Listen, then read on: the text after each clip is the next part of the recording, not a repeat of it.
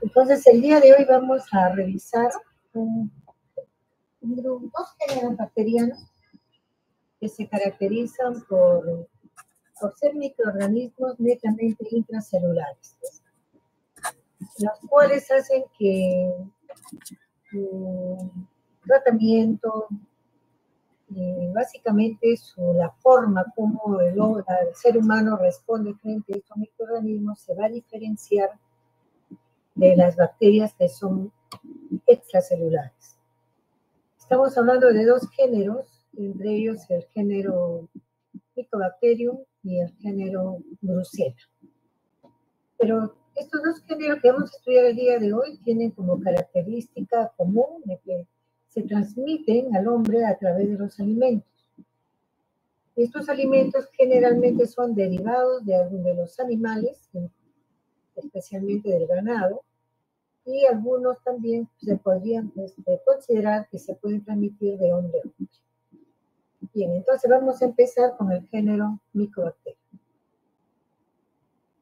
Este género se caracteriza porque son bacterias que pertenecen a la familia de los actinomycetales.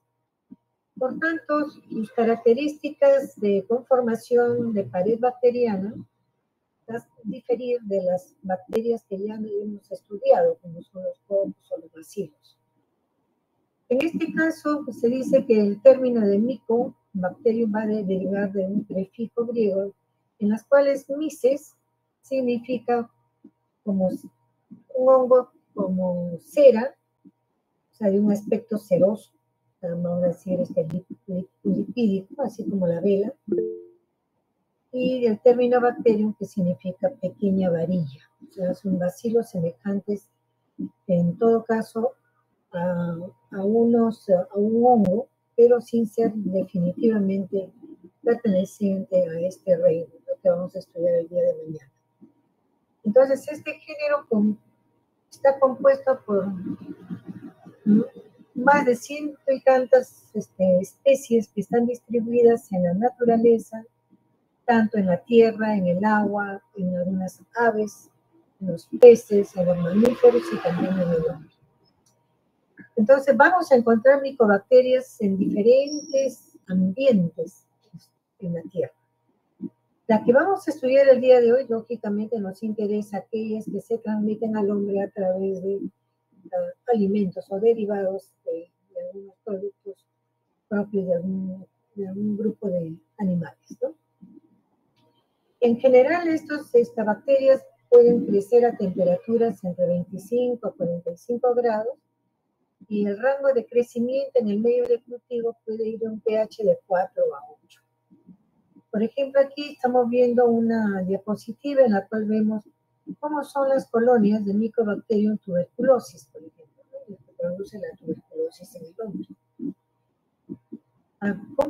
Comparando estas colonias con otra micobacteria que crece en el agua, o sea, está presente en animales marinos y también en el agua, pues en el agua dulce o en el agua salada, que tenemos el Mycobacterium marino.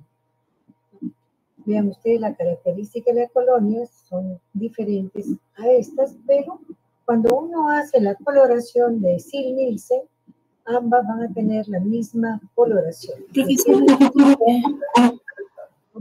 no se encuentra presentando en la pantalla. ¿No se ve la pantalla? No, profesor. Pero estoy... Se ha quedado congelado en la primera diapositiva. ¿Ahí? ¿Pasó? No está en la primera diapositiva, ¿no? Y eso, a ver, estoy pasándolo con el cursor. ¿Así? ¿Se ve? No, pero se encuentra congelado en la primera diapositiva.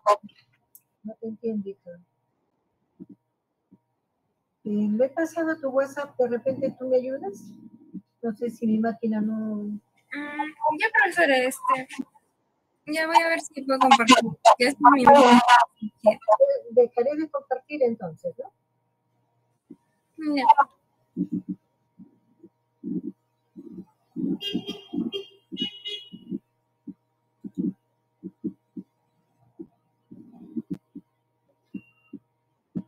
¿Lo puedes abrir?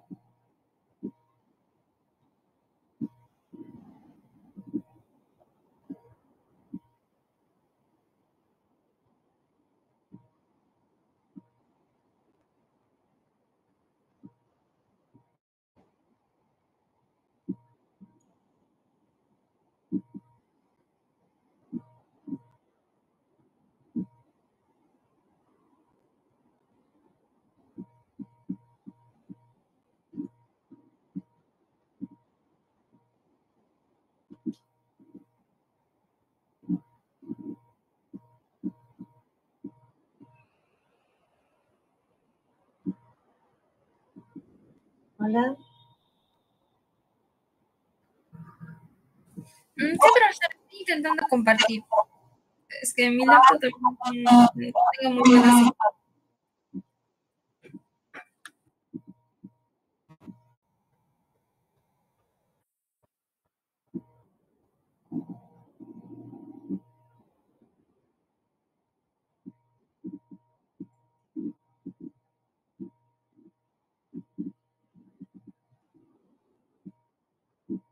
¿Se logra ver ahí?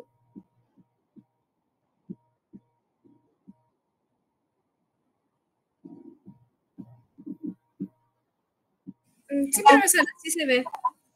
A ver, si yo paso, ¿pasa? ¿Puede pasarlo? ¿Está pasando? Mm, ¿O se quedó en la anterior? ¿Ahí? Está en género que pertenece. Ya, por eso no sé, por alguna razón no está pasando, ¿no?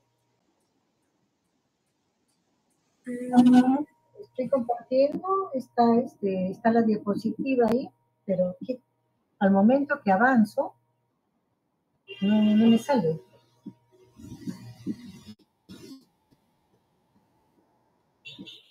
Y eso no sé por qué es.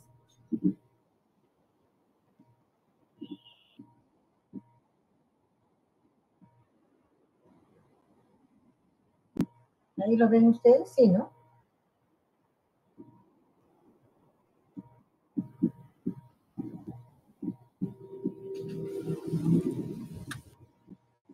¿Nada?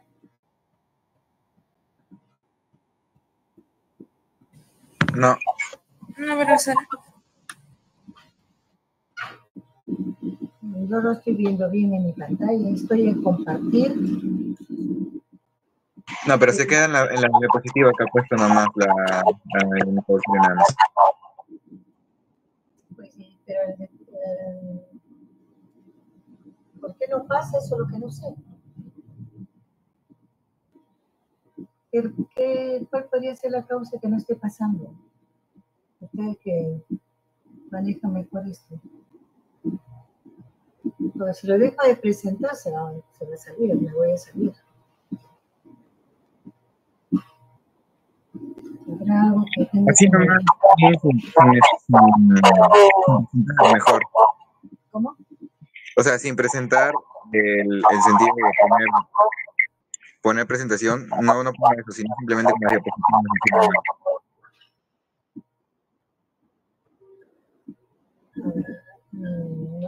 No te entendí que me dijiste, pero... Con las diapositivas normales. Ajá, así nomás. Así se ve igual. Ya, entonces con esto ¿están viendo? ¿Se ve? Sí, ahora sí cuando cambia sí se ve. En chiquito, así en chiquito lo puedo... Ajá, sí. Bueno, ya, entonces seguimos. Estábamos conversando de este género que se caracteriza porque están ampliamente distribuidas en la naturaleza, ¿cierto? Pues lo podemos encontrar en las aves, lo podemos encontrar en los peces, podemos encontrar en algunos mamíferos, como por ejemplo la vaca, y también en el hombre. Estas bacterias crecen a una temperatura que puede ir entre los 25 a 45 grados, ¿no? Por ejemplo, Mycobacterium gorgonae la podemos encontrar en las aguas tibias, ¿no? Por ejemplo, de las termas. Y el rango de pH para crecimiento en este medio de cultivo es entre 4 a 8 mayoritariamente, ¿no? Entonces, el otro que tenemos de característica de este género es que no se colorea con el grano, por una sencilla razón, como dice en la primera diapositiva. La pared bacteriana está compuesta por gran cantidad de lípidos que le da una hidrofobicidad a los colorantes o anilinas que se utilizan con el grano. Por tanto, requiere hacerse una coloración especial, que ya lo hemos hecho en la primera práctica, que es la coloración de 100 meses, ¿no? Es una coloración en la cual nosotros vamos a tener que calentar en la lámina para que el colorante penetre la cera en la cual están constituidos estos microorganismos. Vean ustedes, son microorganismos cuyo tamaño va entre 2 a 10 micras de largo, 0.5 micras de ancho, es decir, son bastoncitos delgados y que son inmóviles y aerobios estrictos. Es una de las características de este género. Y nosotros cuando hacemos la coloración de Ziehl-Neelsen lo vamos a ver de este color, ¿no? Color fucsia, característico de este microorganismo. Bien. Entonces, estas son las características de la pared bacteriana de este género. Por ejemplo, hablábamos de que tienen una gran cantidad de lípidos, y el lípido principal en la cual ellos están compuestos es el ácido micólico y el lipoarabino mannano. Vean ustedes, acá tenemos el ácido micólico que tiene esta coloración, en la leyenda se ven como unos rombitos, ¿no? De color azul. Gran cantidad de ácido micólico en toda la pared. Y asimismo, lípidos libres, que vemos acá de color verde, y el lipoarabino mannano, que también forma parte de la composición de esta pared.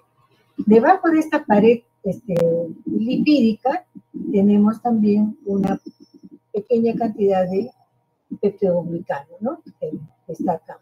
Ven ustedes color marrón con unas rayitas, un tramado de X, que es el peptidoglicano. Entonces, comparte, por tanto, cuando nosotros hacemos la coloración de Gram, este peptidoglicano delgado que se tiene puede colorearse como un débilmente, pero no es como les comentaba, no es lo más importante, toda vez que como la cera tiene que no coge el colorante del gramo, los colorantes del gramo, hay que hacer la coloración de 100 meses, ¿no?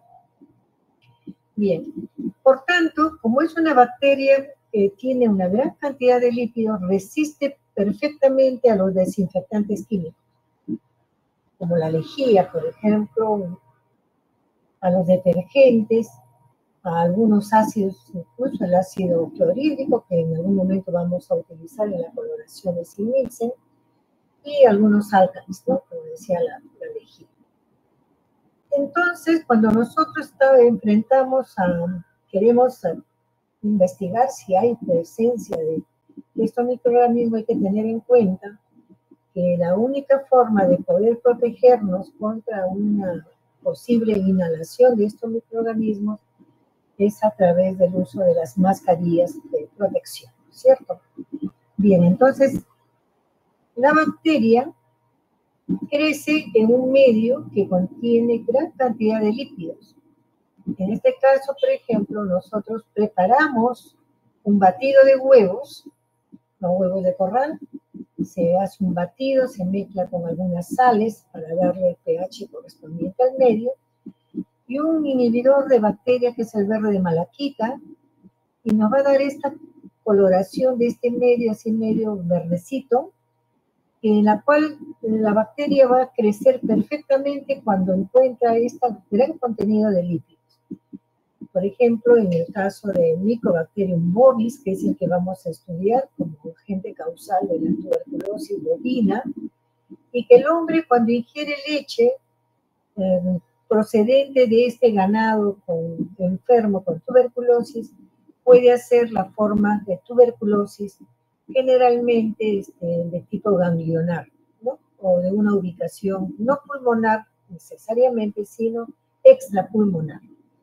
Bien, entonces, necesariamente hay que sembrar en este medio rico en lípidos. Es el medio, por ejemplo, en el caso para Mycobacterium tuberculosis, variedad humana, que lo sembramos en el medio del lobo extendiente.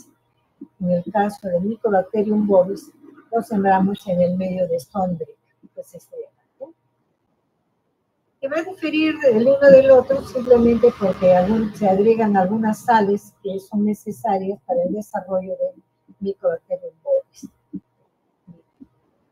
Otras micobacterias importantes para nosotros son las que van a producir esta enfermedad que actualmente ya no se ve, pero que en algunos lugares de nuestro país, por ejemplo, todavía tenemos algunos casos humanos, como la lepra, ¿no? La lepra humana.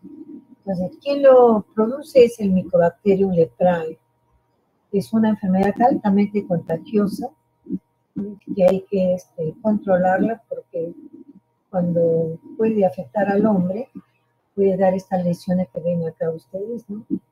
Nodulares, de forma tuberculoide se le dice esta, que es la lepra. También tenemos otros micobacterias, por ejemplo, que pueden producir heridas, como tipo úlcera, el Mycobacterium ulcerans, ¿no? Que produce esta lesión en la piel que puede llegar a ser tan profunda que puede coger incluso los tejidos más allá del epitelio, ¿no? Puede coger musculares, en el caso de los músculos en la zona del cuerpo, ¿no? Acá vemos, por ejemplo, es una úlcera en el tobillo, y cómo se ha formado, y esta característicamente es una ceorada y alrededor una respuesta inflamatoria intensa. Se le conoce también a esta enfermedad como la úlcera de Burundi. Todo es por el fue una aldea de Burundi en el África donde se presentaron los primeros casos. ¿De qué manera se transmite en las micobacterias? En primer lugar, puede ser por contacto directo con animales infectados, ¿no? O a través de la ingesta de alimentos o derivados de ellos, por contacto con el medio ambiente contaminado con micobacterias. Por ejemplo, en el caso de las micobacterias el Mycobacterium terrae, que está en la tierra, también puede producir en el hombre en algunos casos algunas enfermedades de micobacterias atípicas de piel. También por contacto con hombre infectado, o sea, de hombre a hombre, como en el caso de la tuberculosis, ¿no? En el caso del Mycobacterium leprae, por ejemplo, se reconoce que el huésped, vamos a decir, natural en el medio ambiente es el armadillo. En el caso del Mycobacterium bovis, el huésped que es susceptible, donde la cual podemos encontrarlo, es en los bovinos.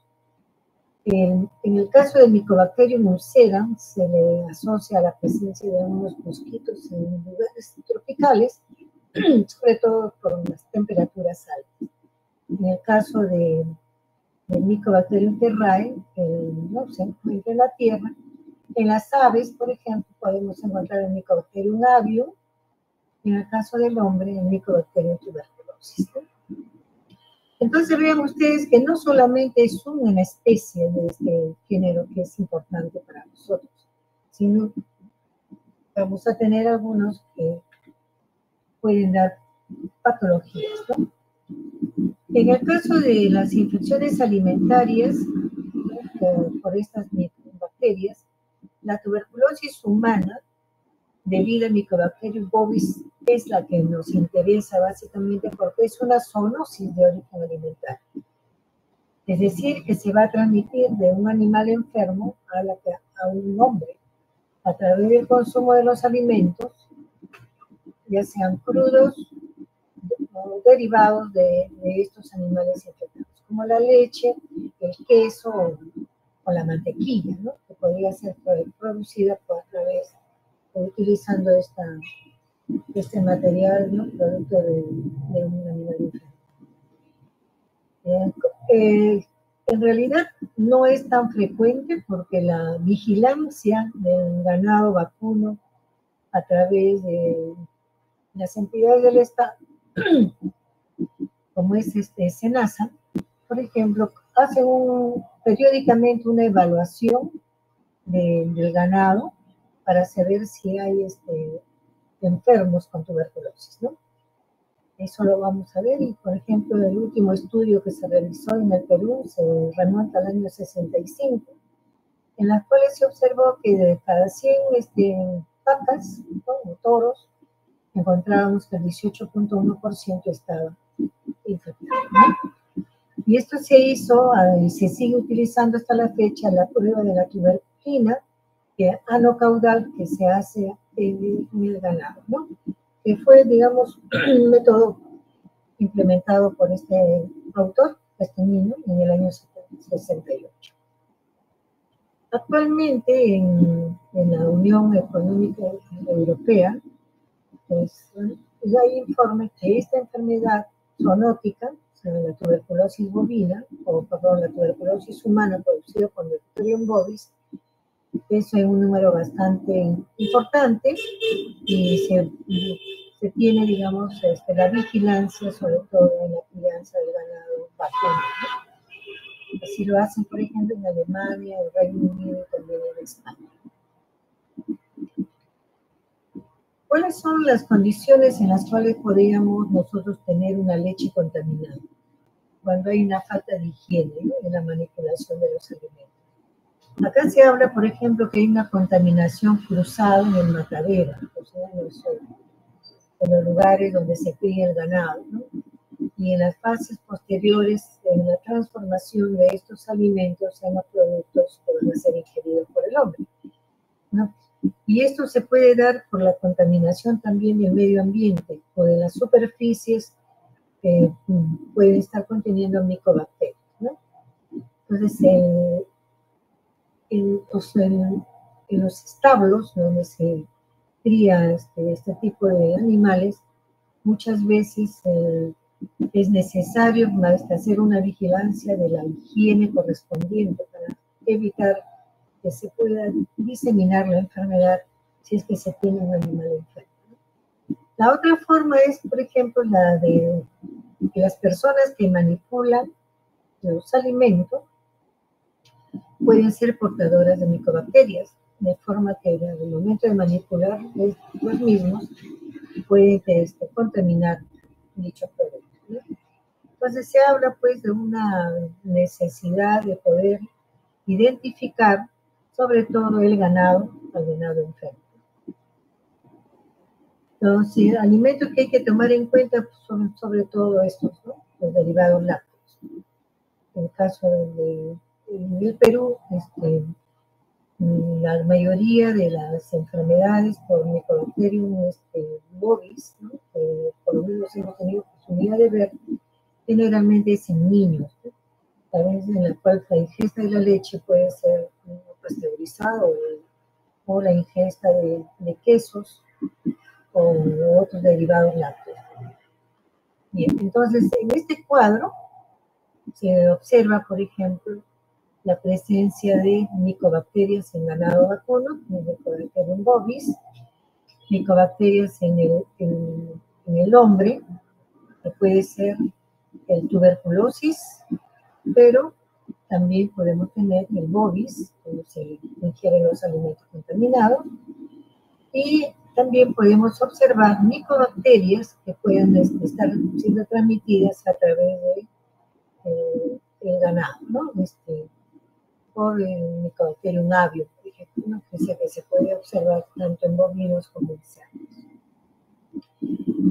Por tanto, para tener en cuenta en nuestro país que no solamente es el Mycobacterium tuberculosis variedad humana el que produce la enfermedad, ¿no?, del hombre, sino también podemos tener una tuberculosis producida por Mycobacterium bovis y otros tipos de tuberculosis producidas por otros micobacterias, pero ya no se les denomina, por ejemplo, en el caso de tener se requiere un Mycobacterium avium de una muestra de de esputo de un paciente, por ejemplo, no se le refiere ya como tuberculosis, sino se le considera como una micobacteriosis o una enfermedad producida por micobacterias no tuberculosis, es decir, micobacterias atípicas le conocen, ¿no?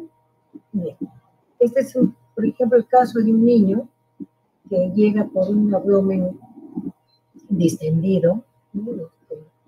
Semejando un cuadro de oclusión intestinal, una oclusión intestinal, pero cuando le toman la radiografía, aparte de ver estas imágenes aéreas, ¿no? Que tuvieron presencia de gases, se ve este nódulo, ¿no? Se ven estos nódulos que corresponden pues a ganglios que están en esta zona peritoneal o abdominal, y cuando se operó esta criatura, se recuperó Mycobacterium bovis. Bueno, nosotros hace poco hemos tenido también el caso de un adulto ya mayor, de una micobacteria no tuberculosa en los ganglios mesentéricos, ¿no? Entonces, cuán importante es la ingesta de derivados lácteos debidamente esterilizados, ¿no? Y sabemos nosotros que el mecanismo, el procedimiento, mejor dicho, de esterilización de la leche es a través de la pasteurización. Bien, entonces, nos interesa hablar un poco de la tuberculosis humana, ¿no? Pero producida por tuberculosis, Mycobacterium tuberculosis variedad humana. Y esta bacteria fue observada por primera vez, ¿no? y descubierto por Roberto Koch a fines del siglo XIX, ¿no? En 1882. En el año 84, 2 años después de que Roberto Koch lo comunicara a la Sociedad de Fisiología de Berlín, él mismo postula los denominados los principios básicos para el diagnóstico de las enfermedades infecciosas, que es los postulados de Koch, ¿no? Que consiste en que debemos recuperar la bacteria del enfermo y este microorganismo así recuperado, inocularlo en animales de experimentación o en medios de cultivo y volver a recuperarlo, lo cual implica que es la forma como nosotros decimos, sí, este es el agente causal de esta enfermedad, ¿no? Entonces son los denominados postulados de Koch. Bien, entonces Koch, cuando identifica el microorganismo del bacilo tuberculoso, se empiezan a estudiar ya los casos humanos, ¿no? de la enfermedad producida por esta bacteria, y se observa que más fácilmente este microorganismo sale a través de las gotitas de saliva, ¿no? En la cual el Mycobacterium tuberculosis se monta en las gotillas de saliva, cuando uno tose o expectora, el esputo. Y estos microorganismos, cuando se chocan con la columna de aire, o salen a una velocidad tan rápido cuando uno habla, uno canta, uno grita, o qué sé yo, para poder permitir que estas gotillas, estas gotas de saliva, al fraccionarse en microgotillas, pueden llegar entre 3 a 5 micras de tamaño, puedan ser inhalados a través de la nariz y llegar hacia el alveolo pulmonar, ¿no?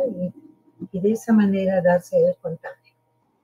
Entonces nosotros sabemos que una persona que está enferma emite gran cantidad de gotillas de saliva, ya sea al toser o al estornudar o al hablar, y estas microgotillas contienen los bacilos tuberculosos, que son los que van a ser inhalados y van a producir lo que vemos aquí, este proceso infeccioso a nivel pulmonar, ¿no? En la cual vamos a ver cómo las bacterias lograron llegar hasta el alveolo pulmonar, y en el alveolo pulmonar se desata un proceso inflamatorio con la participación de gran cantidad de linfocitos, sobre todo linfocitos T, porque esta bacteria, al ser fagocitada por los macrófagos alveolares, se mantiene dentro del macrófago, porque son microorganismos que saben inhibir la formación del fagolisosoma, que es el mecanismo como los macrófagos, al fagocitar, van a destruir a la bacteria. Pero como esta bacteria aprendió a inhibir la formación del fagolisosoma, se va a mantener viable en el interior del macrófago. Y por tanto, se sigue reproduciendo y sigue reaccionando el cuerpo con una presencia intensa de un infiltrado linfocitario que al final termina haciéndose como grandes opacidades que al final se necrosa el tejido, ¿no? Y se van a cavitar o hacer los famosos cavitaciones de esta enfermedad, ¿no? Entonces aquí se puede observar una opacidad periférica en este pulmón derecho, que es un complejo primario, que así lo conocemos nosotros, complejo primario de Bone, en el cual va a haber un ganglio aumentado de volumen, un proceso inflamatorio alrededor de este mismo, y que básicamente es la característica cuando nosotros hacemos una infección por tuberculosis, ¿no? ¿No? Este es el mecanismo que yo les mencionaba. Miren ustedes, la bacteria llega a nivel del alveolo pulmonar, pero en el alveolo el macrófago logra fagocitarlo ante pero en el interior esta bacteria inhibe la formación de estos fagolisosomas y al final termina siendo solamente la presencia de esta gran cantidad de linfocitos alrededor que forma un granuloma, y estos granulomas podrían ser suficientes para poder bloquear que se siga expandiendo la bacteria, pero muchas veces dependerá de la gran cantidad de microorganismos que pueda haber para poder impedir ya su bloqueo, ¿no? Entonces, esta es una característica de esta imagen que ven aquí del anterior que habíamos visto. Estoy acá, de su representación, ¿no? Es esta, ¿no? Bien. Entonces, entendemos que en todo el proceso infeccioso bacteriano, los macrófagos de las células de cualquier tejido, los macrófagos tisulares, su función principal es fagocitar, es decir, englobar a la bacteria y destruirla internamente, porque se forma un lisosoma, dice aquí, o un endosoma, en las cuales se va a verter gran cantidad de peroxidasa, que es, como decir, agua oxigenada, que logra destruir a la bacteria.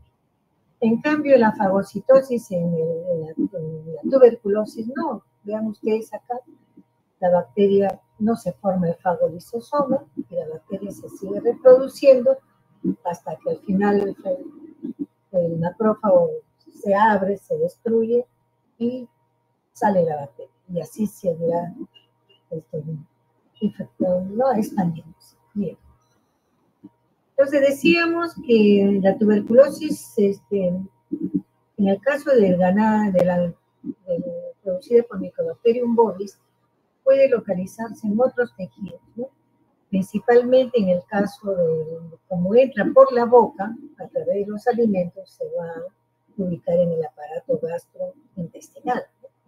Pero en cambio, el Mycobacterium tuberculosis, variedad humana, que entra por la nariz, llega al pulmón y a través de la circulación general puede diseminarse en una fase de su primera etapa de bacteriemia, se disemina y va a pasar por diferentes tejidos. Entre ellos, por ejemplo, puede localizarse a nivel de los ganglios, se puede localizar a nivel del aparato genitourinario, o sea, tuberculosis renal, se puede ubicar a nivel de los huesos, la osteomielitis por tuberculosis, o puede localizarse a nivel del cerebro dando una meningitis tuberculosis, ¿no? Entonces, tuberculosis. Entonces, si nosotros pues, nos ponemos a poner en una balanza, ¿cuál de estas especies es la más riesgosa para el hombre, podríamos decir que es el Mycobacterium tuberculosis variedad humana, ¿no? A diferencia del Mycobacterium bovis. Nosotros podemos determinar si de alguna manera nos hemos puesto en algún momento de nuestra vida en contacto con el Mycobacterium tuberculosis. Eso lo hacemos a través de la prueba de la tuberculina o del PPD, en las cuales nosotros vamos a colocar el antígeno de la micobacteria. O sea, utilizamos un liofilizado de la proteína purificada derivada del Mycobacterium y vamos a inocularlo, ¿no?, en forma subcutánea, intradérmica, solamente a nivel por debajo de la capa dérmica, de la piel, epidérmica, perdón, y hacemos la observación entre 48 a 72 horas de un proceso inflamatorio alrededor de este antígeno que hemos puesto.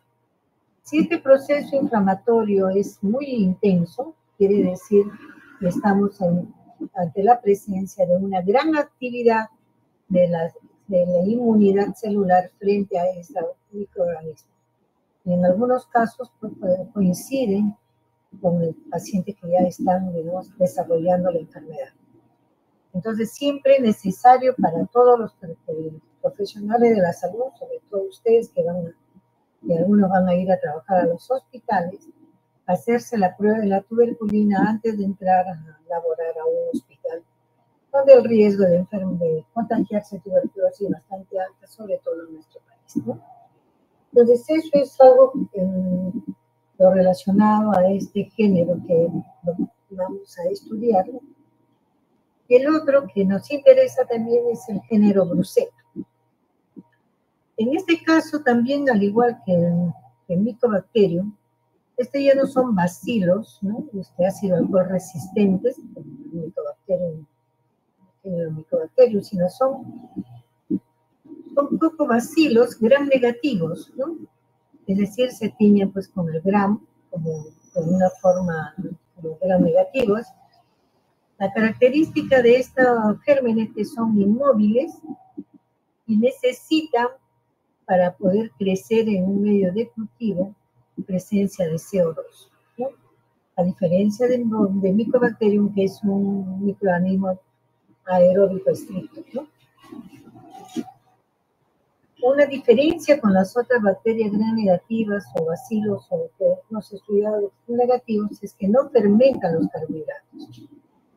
En general, entonces, hablamos de que es una familia Brucelaceae, y se van a encontrar también, igual que Mycobacterium, ampliamente distribuido en la naturaleza, ¿no? Este microorganismo va a infectar básicamente al ganado bovino, al ganado caprino, al ganado porcino, que es el que vamos a estudiar principalmente, o sea, brucelas que proceden de los derivados de este ganado. También podemos encontrar otro tipo de brucelas, por ejemplo, como el perro, ¿no?, y algunos otros que vamos a mencionar. Son bacterias intracelulares que son muy resistentes a la fagocitosis, al igual que el Mycobacterium, ¿no? Se resisten a la destrucción de los macrófagos. Por tanto, cuando nosotros queremos investigar brucela en una persona que tiene síntomas de una brucelosis, tenemos que recordar que no la vamos a encontrar circulando en sangre, sino la vamos a encontrar en el interior de los macrófagos. Entonces, tenemos que buscar cómo recuperarlos. Entonces, ¿cómo es que tenemos que hacer la búsqueda de esta bacteria? Lo primero que tenemos que recordar es que es un microorganismo que necesita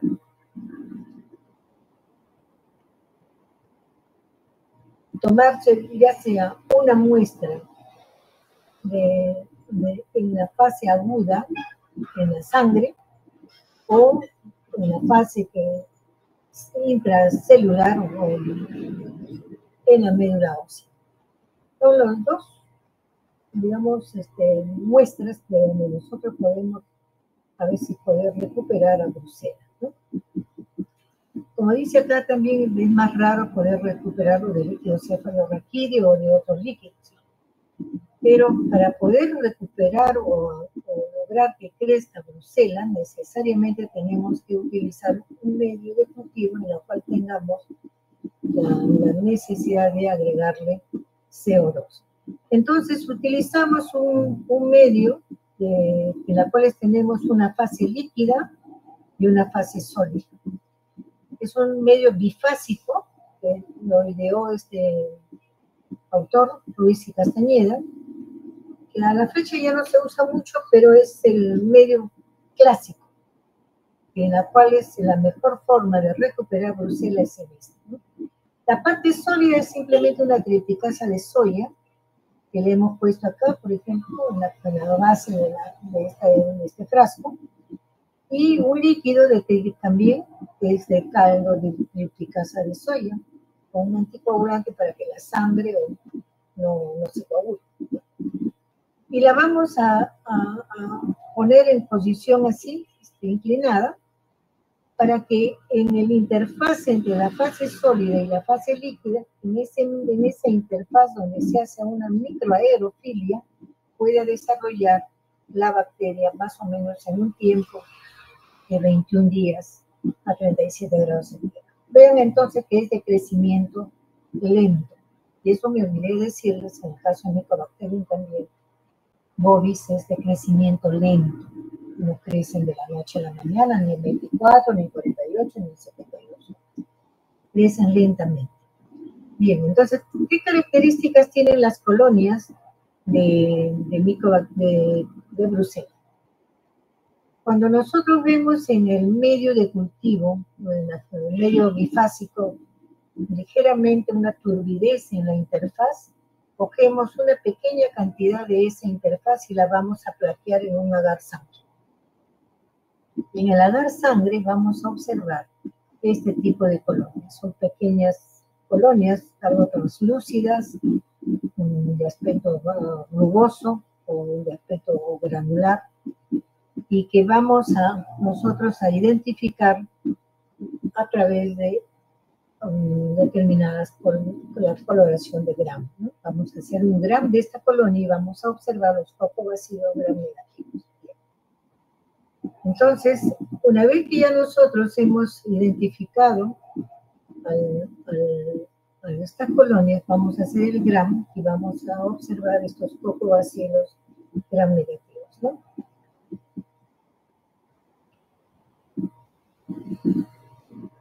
Cuando nos queremos identificar qué Brucela hemos recuperado, si es una Brucela melitensis o es una Brucela abortus o una Brucela suis, considerando que la Brucela melitensis es la Brucela que recuperamos de la cabra, la Brucela abortus la recuperamos del ganado vacuno y la Brucela suis la recuperamos del ganado porcino.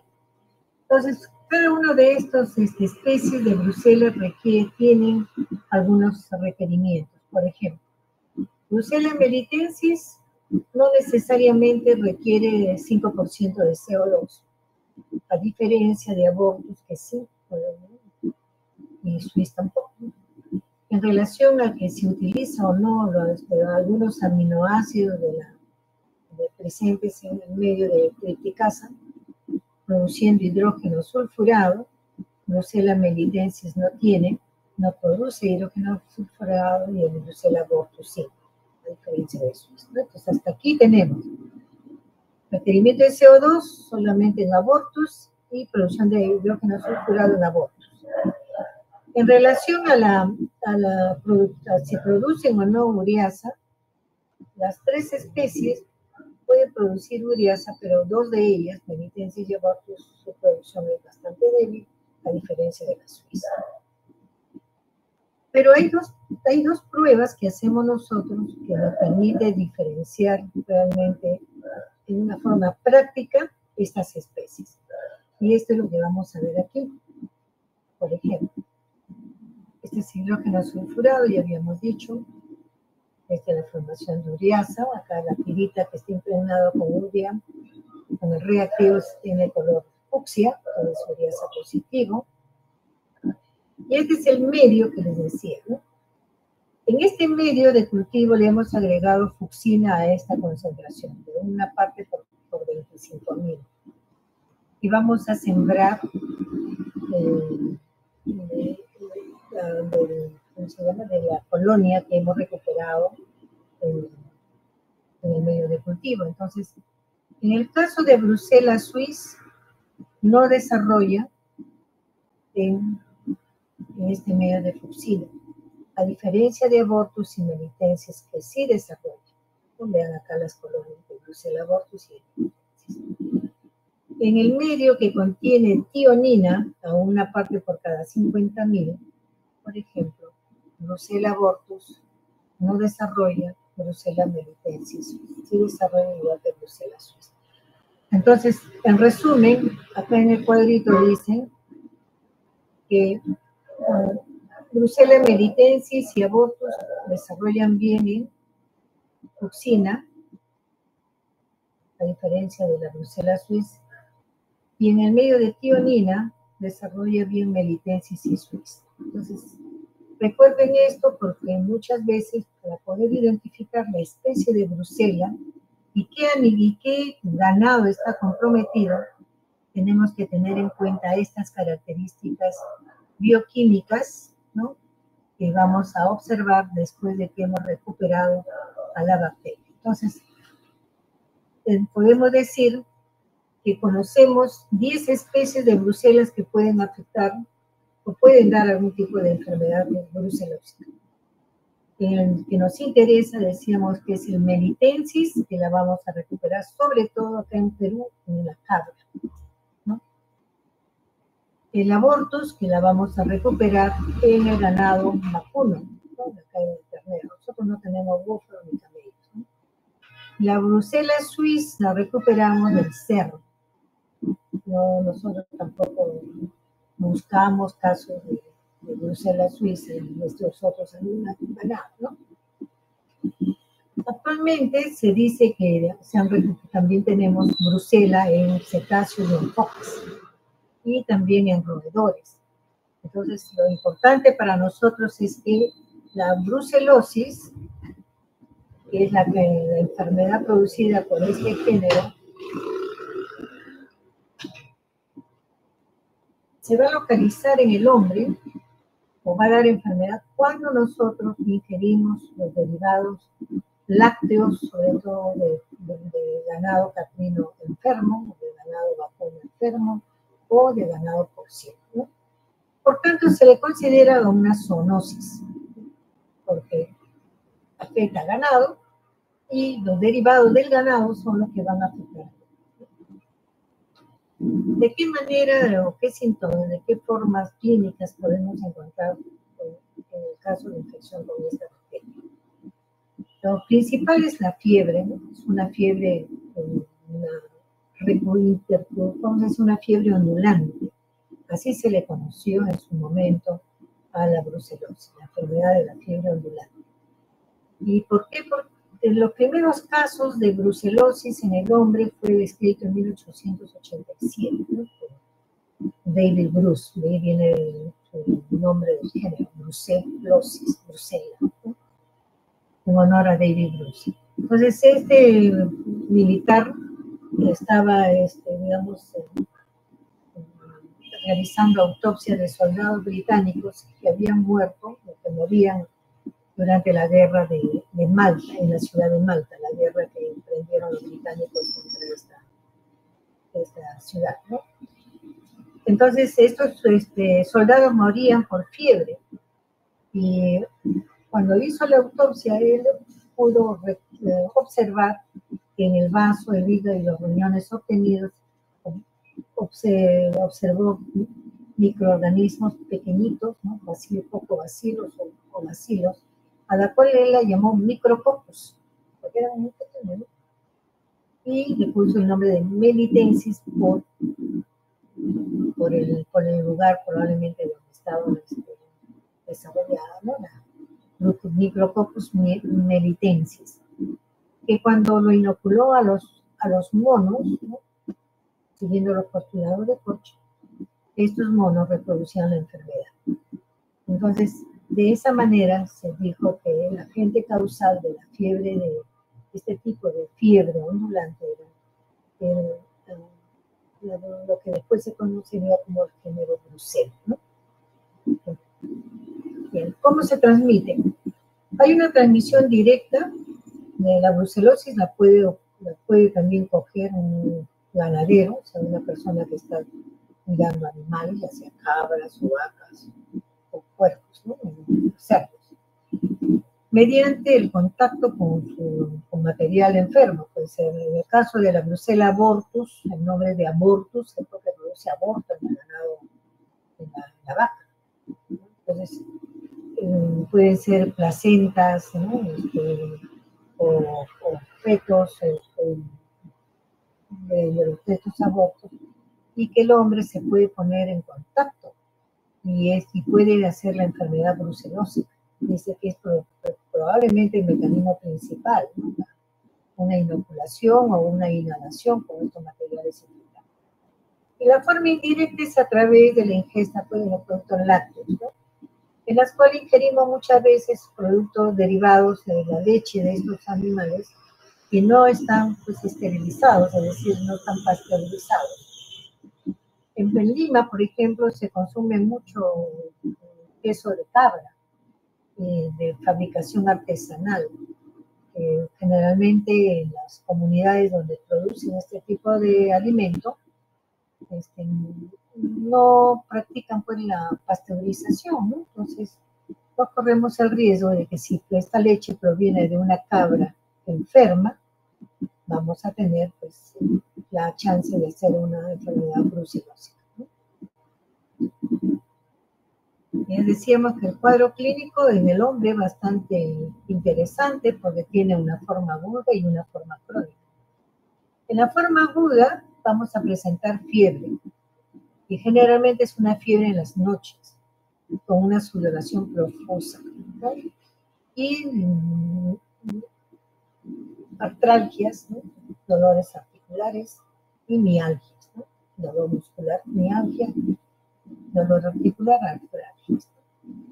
Esta característica de la fiebre nocturna y sudoración profusa y con malestar, así como el cuerpo descompuesto, se comparte un poco con la sintomatología que también refieren los enfermos con tuberculosis. ¿Por qué? Porque la respuesta inmune, mediada sobre todo por linfocitos B, linfocitos T, generan una característica, ¿no? En el sentido de la estimulación de la producción de sudoración profusa, sobre todo nocturna, ¿no? Bien, entonces dice acá que en la fase aguda podemos tener procesos inflamatorios en diferentes tejidos u órganos. Por ejemplo, en el aparato reproductivo del hombre, en el epidídimo, podría haber una epididimitis, ¿no? A nivel de las articulaciones, unas artritis o unas tendinitis. Y que, bueno, lógicamente esto va a generar pues dolor, si se asocia a la fiebre, todo ello puede llevar a la persona al médico, ¿no? Para saber qué es. Pero esto puede pasar cuando se hace ya intracelular netamente la bacteria, y ahí ya la afectación de otros órganos se dan, por ejemplo, en el hígado, ¿no? En algunos casos se ha visto endocarditis también, a nivel de cuadros severos, pero estos son en las fases agudas, sobre todo de la brucelosis. Yo no he visto casos todavía, bueno, tanto tiempo trabajando en microbiología, de meningitis por brucela, pero lo que sí se puede observar, por lo menos hemos visto casos de endocarditis, ¿no? Brucelosis, sobre todo a nivel de válvulas cardíacas, donde se aloja la brucela. Pasada la fase aguda, que puede durar unos días o una semana, pasamos a una etapa crónica, es decir, 2 semanas por lo menos de desde el momento de inicio de la sintomatología. Y esta enfermedad, al hacerse crónica, puede durar años. Y lo único que a veces lleva a la persona es la reagudización cada cierto tiempo, ¿no? Viene con dolores articulares, que son artralgias. Muchos pacientes vienen, por ejemplo, por una inflamación de rodilla o viene una inflamación de la articulación a nivel de la muñeca, ¿no? Entonces, vienen con dolor articulares, ¿no? Que son las artralgias. Muchos de ellos vienen con una disminución en las funciones o en la actividad motora, ¿no? Musculoesquelética. Algunos pueden tener alteraciones incluso neurovegetativas y pueden cursar a veces con síndrome depresivo, ¿no? Entonces, la brucelosis tiene dos formas de presentación, la forma aguda y la forma crónica. Entonces, ahí es donde el médico tiene que agudizar la investigación, cómo fue o cómo se inició la enfermedad. En la prevención y el control, lógicamente se hace a través de la erradicación de los reservorios animales. En este caso, Perú tiene un programa de vigilancia de brucelosis a través de la vacunación del ganado, ¿no? Y la vigilancia serológica de las pruebas periódicas al ganado caprino y al ganado vacuno también, buscando presencia de brucelas. Pero lo más importante para el hombre es no ingerir leche que no esté pasteurizada, ¿no? El control de los productos lácteos. Y nosotros que trabajamos en los laboratorios, generalmente se considera brucela como una bacteria, al igual que micobacterias, como dos bacterias que deben ser manipulados, sobre todo en Cali, utilizando cabinas de bioseguridad, por el riesgo de que puedan ser inhalados, ¿no? Lo más grave para una enfermedad es que pueda transmitir a través de la vía aérea, porque ahí es donde se hace la enfermedad más grave, ¿no? Bien, entonces aquí, por ejemplo, antes de esto, cuando nosotros enfrentamos la posibilidad de una enfermedad brucelar, utilizamos unas pruebas de diagnóstico serológico. Muchas veces, porque es difícil encontrar a la bacteria, como le decía, en la fase aguda, encontrar una prueba positiva, un hemocultivo o un cultivo de médula ósea, porque no es fácil hacer una punción de hueso para obtener médula ósea. El hemocultivo generalmente su porcentaje positivo no es muy alto. Entonces recurrimos a la forma indirecta del diagnóstico presuntivo de una brucelosis, que es a través de la búsqueda de anticuerpos contra la bacteria. Entonces, una vez que la persona se ha contagiado, vamos a decir así, ¿no?, de brucela, lógicamente la respuesta inmunológica de parte del huésped se desencadena y en una de ellas es la formación de anticuerpos. Entonces, estos anticuerpos los vamos a detectar nosotros a través de este procedimiento. Utilizamos un antígeno brucelar, que es el que está pintado de azul. Se le agrega colorante para que cuando se da la aglutinación, cuando se enfrenta y hay anticuerpos en la muestra del paciente, se va a ver una aglutinación. Y esa aglutinación me dice que hay anticuerpos contra brucela, que normalmente no debería haber en una persona que no está infectada. Entonces, una forma de hacer diagnóstico indirecto de brucelosis es a través de la prueba de aglutinación para brucela. Nosotros podemos que este antígeno, esta bacteria que se va a utilizar aquí, la podemos pintar de azul o la podemos pintar de rosa, ¿no?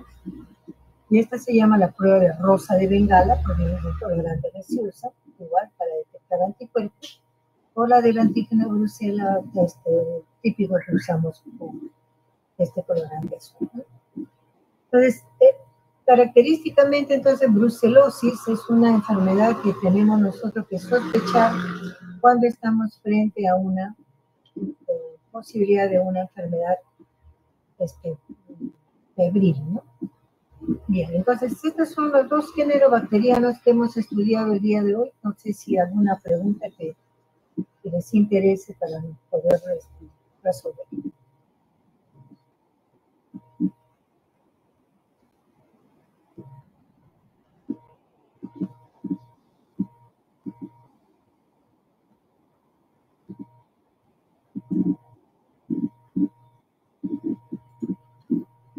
¿Alguna pregunta?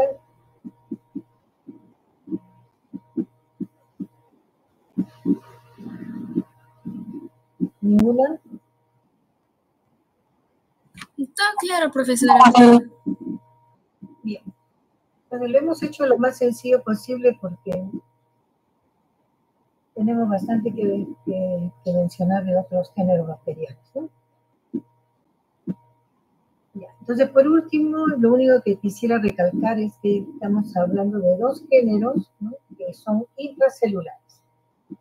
Son bacterias que tienen algunas características específicas, ¿no?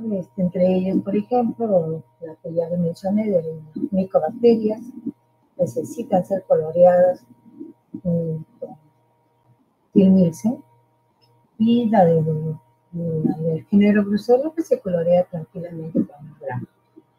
La diferencia entre uno y otro es que estos dan enfermedades febriles, en el caso de Brucella más fiebre comparativamente con la tuberculosis. Pero sobre todo hay fiebres nocturnas, malestar general, en el caso de tuberculosis hay una baja del apetito, hay pérdida de peso. A diferencia de Brucella, en la cual la característica es básicamente las artralgias, ¿no?, el compromiso de las articulaciones, ¿no?, en su fase crónica sobre todo. En la fase aguda, generalmente cuando lo lleva un paciente al hospital, generalmente la brucelosis aguda es un cuadro clínico bastante, vamos a decir, importante y de actuación inmediata, porque puede provocar complicaciones, entre ellas, por ejemplo, lo que ya mencioné, ¿no?, la endocardititis bacteriana. Bien, entonces con eso terminamos y nos vemos el día de mañana, ¿no?, la teoría de hongos.